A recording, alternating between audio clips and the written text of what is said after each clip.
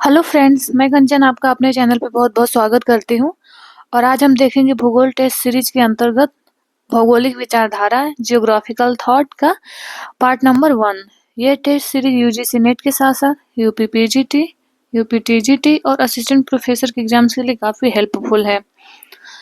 आज का जो क्वेश्चन सीरीज है ये 1 से 25 तक। आइए एमसीक्यू स्टार्ट करते हैं। इस सीरीज में जितने भी एमसीक्यू लिए गए हैं ये किसी न किसी एग्जाम्स में पूछे गए हैं।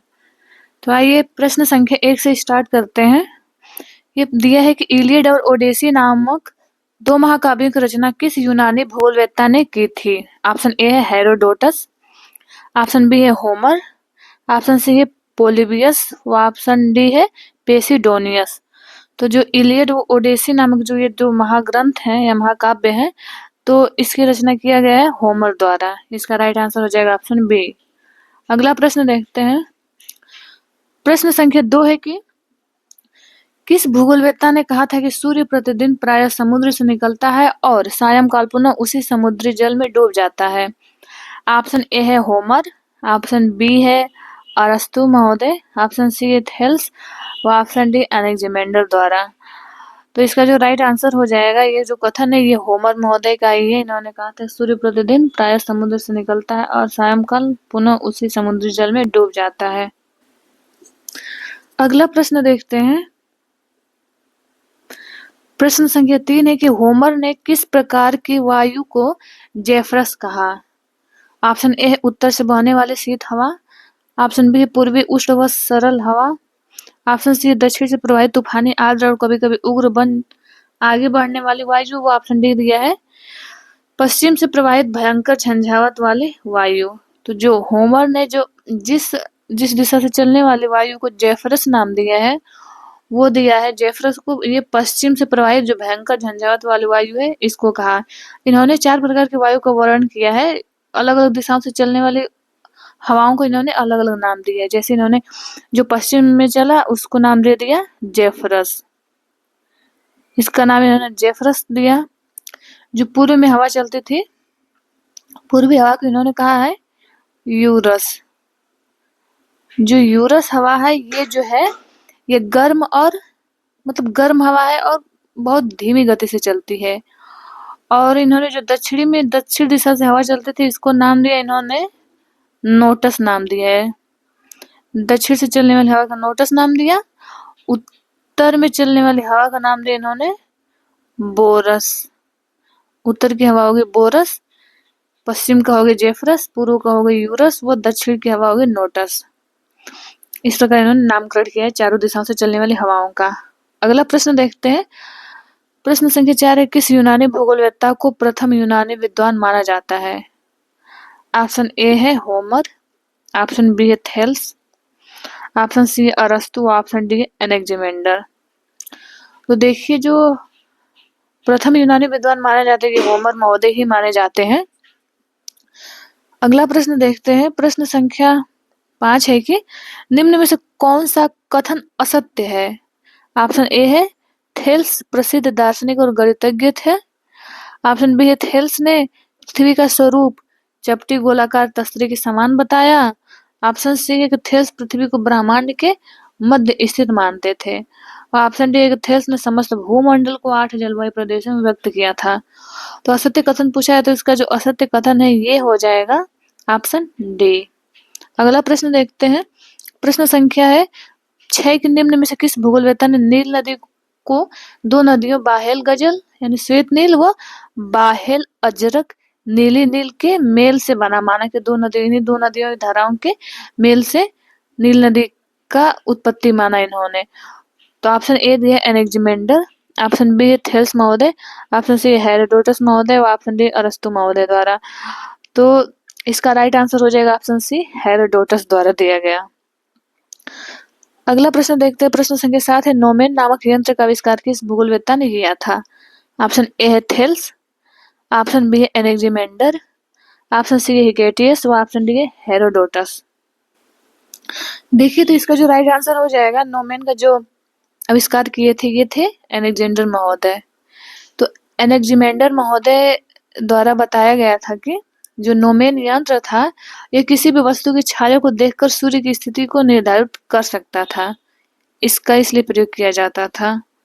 अगला प्रश्न देखते हैं। प्रश्न संख्या 8 है कि निम्न में से किस भूगोलवेत्ता ने यूनान को विश्व मानचित्र के मध्य में रखा था? यानी यूनान को, जो इन्होंने अपना मैप बनाया उसमें यूनान को, वर्ल्ड मैप बनाया उसमें बीच में रखा था, मध्य में। ऑप्शन ए है Herodotus, option B Thales, option C Anaximander और ऑप्शन डी हिकैटियस। तो विश्व मानचित्र में यूनान को मध्य में रखा था, एनेक्सिमेंडर द्वारा रखा गया था। अगला प्रश्न है, प्रश्न संख्या 9 है, एनेक्सिमेंडर को किस भूगोल का संस्थापक माना जाता है? ऑप्शन ए है मानव भूगोल, ऑप्शन बी है गणितीय भूगोल, ऑप्शन सी है प्रादेशिक भूगोल व ऑप्शन डी है पर्यावरण भूगोल। तो देखिए, जो एनेक्सिमेंडर महोदय हैं ये गणितीय भूगोल के संस्थापक माने जाते हैं। अगला प्रश्न देखते हैं। प्रश्न संख्या है, किस भूगोलवेत्ता ने अफ्रीका और एशिया महाद्वीपों को लाल सागर द्वारा विभाजित बताया था? ऑप्शन ए है थेल्स महोदय, ऑप्शन बी प्लेटो, ऑप्शन सी एनेक्सिमेंडर और ऑप्शन डी हेरोडोटस। तो इसका राइट आंसर हो जाएगा ऑप्शन डी हेरोडोटस द्वारा। अगला प्रश्न है, प्रश्न संख्या 11 है कि पेरियोडस विश्व भूगोल का क्रमबद्ध वर्णन है। इस पुस्तक की रचना किस भूगोलवेत्ता ने की थी?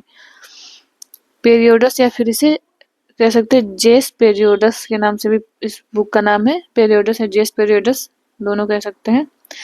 ऑप्शन ए है एनेक्सिमेंडर द्वारा, ऑप्शन बी है हेरोडोटस, ऑप्शन सी हिकेटियस व ऑप्शन डी है प्लेटो।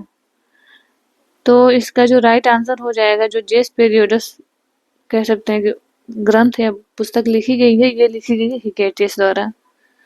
अगला प्रश्न देखते हैं। प्रश्न संख्या 12 है कि निम्न में से किस भूगोलवेत्ता ने अपनी रचनाओं में 7 विश्व का सामान्य संरक्षण प्रस्तुत किया था और भूमध्य सागर को विशेष रूप से एजियन सागर के समीपवर्ती स्थानों का तथ्यपूर्ण वर्णन भी किया? इसका जो राइट आंसर हो जाएगा ये होगा ऑप्शन ए। अगला प्रश्न देखते हैं। प्रश्न संख्या 13 है कि किस विद्वान ने कहा कि पृथ्वी ईश्वरीय योजना का केंद्र है जिसके चारों ओर आकाशीय पिंड चक्कर लगाते हैं? ऑप्शन ए है हेरोडोटस, ऑप्शन बी है प्लेटो, ऑप्शन सी है अरस्तु, ऑप्शन डी एनेक्सिमेंडर द्वारा कहा गया था। इसका जो राइट आंसर होगा ये हो जाएगा ऑप्शन बी, प्लेटो द्वारा कहा गया था। प्रश्न संख्या 14 देखते हैं। निम्न में से किस एक विद्वान को दार्शनिक, जीव विज्ञानी, राजनीति शास्त्री तथा भूगोलवेत्ता के रूप में जाना जाता है? Option A Plato, option B है अरस्तु, ऑप्शन सी है इराटोस्थनीज, ऑप्शन डी है थियोफ्रास्टस। तो ये तीनों जो माने जाते हैं जीव विज्ञानी के साथ साथ राजनीति शास्त्री और भूगोलवेत्ता भी, तो ये हैं अरस्तु महोदय। अरस्तु को कह सकते हैं कि जीव विज्ञान का भी जनक माना जाता है। अगला प्रश्न देखते हैं। प्रश्न संख्या 15 है कि निम्नलिखित में से किसने सर्वप्रथम पृथ्वी के वर्णन के लिए जियोग्राफी शब्द का प्रयोग किया था? ऑप्शन ए है एनेक्सिमेंडर, ऑप्शन बी है इरेटोस्थनीज, ऑप्शन सी स्ट्रैबो और ऑप्शन डी है हिकेटियस। तो इसका जो राइट आंसर हो जाएगा ये होगा ऑप्शन बी, इरेटोस्थनीज द्वारा किया गया था जियोग्राफी शब्द का सर्वप्रथम प्रयोग। अगला प्रश्न देखते हैं। प्रश्न संख्या है 16 कि किस यूनानी विद्वान ने वनस्पति और जलवायु के अंतर संबंधों का परीक्षण किया और वनस्पतियों का तुलनात्मक वर्णन किया? Option A Eratosthenes, option B Anaximander, option C है थियोफ्रास्टस और ऑप्शन डी है हिकेटियस।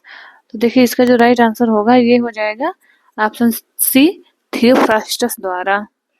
अगला प्रश्न देखते हैं। प्रश्न संख्या 17 है कि किस भूगोलवेत्ता ने सूर्य की उत्तरायण और दक्षिणायन स्थितियों का भेद करके सूर्य के क्रांतिक वृत्त तल की तिर्यकता की माप की?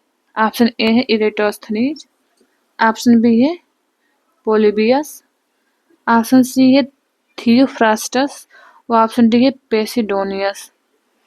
तो देखिए, इसका जो राइट आंसर होगा ये हो जाएगा ऑप्शन ए, इरेटोस्थनीज द्वारा। अगला प्रश्न देखते हैं।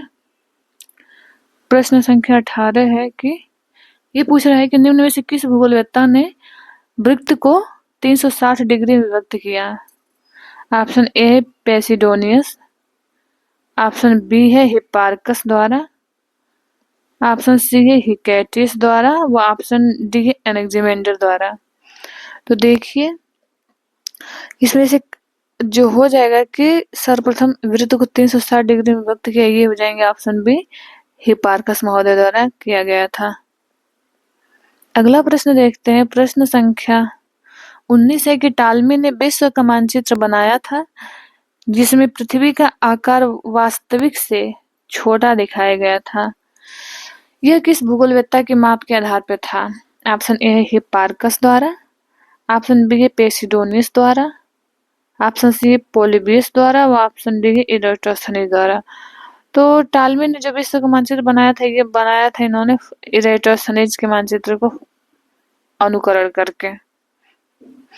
अगला प्रश्न देखते हैं, प्रश्न संख्या 20 है कि निम्न में से किसने भूगोल की चारों प्रमुख शाखाओं गणितीय, भौतिक, ऐतिहासिक और राजनीतिक चारों को एक साथ समाहित करके एक संपूर्ण भौगोलिक ग्रंथ की कल्पना की थी? ऑप्शन ए है टालमी महोदय, ऑप्शन बी है हिप्पारकस महोदय, ऑप्शन सी है स्ट्रैबो महोदय व ऑप्शन डी है कि पेसिडोनियस महोदय द्वारा। तो देखिए ये जो चारों शाखाओं का प्रयोग करके कहें कि समाहित करके एक संपूर्ण भौगोलिक ग्रंथ की कल्पना किया गया टालमी महोदय द्वारा। इसका राइट आंसर हो जाएगा ऑप्शन ए।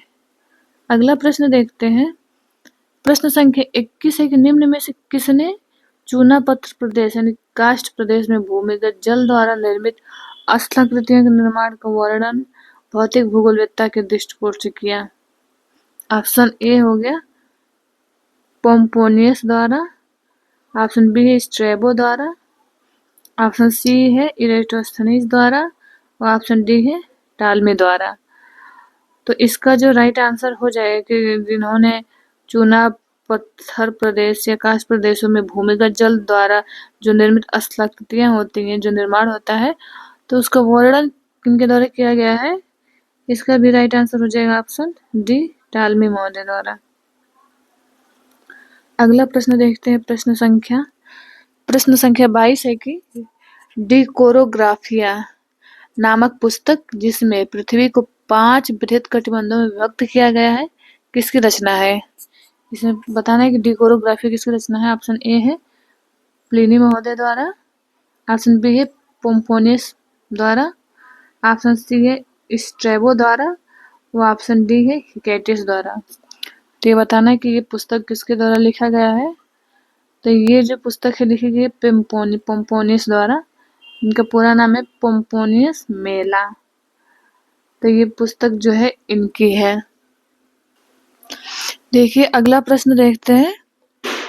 अगला प्रश्न है, प्रश्न संख्या 23 है कि किस विद्वान ने सर्वप्रथम स्वीकार किया कि पृथ्वी के पिंडाकार स्वरूप में है तथा अपने अक्ष धुरी पर झुकी हुई है, जिसके कारण ऋतु परिवर्तन होता है?